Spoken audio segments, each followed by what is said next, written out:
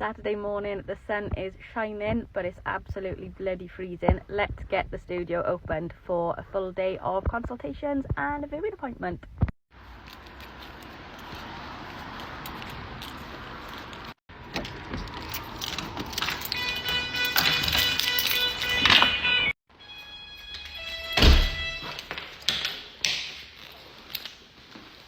It's been -1 overnight, and I thought it would be colder in here, but it's not too bad.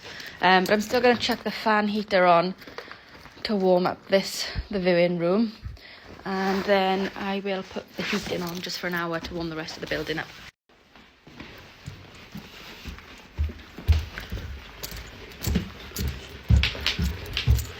Right, that's my bag in the office. Let's just double check that everything looks good for today, and then let's get the kettle on.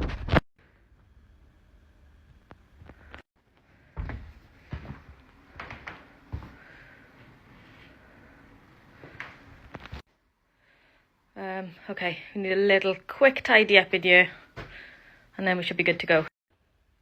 That's a bit better. Kettle's on. Let's just get a coffee, and I'm all ready.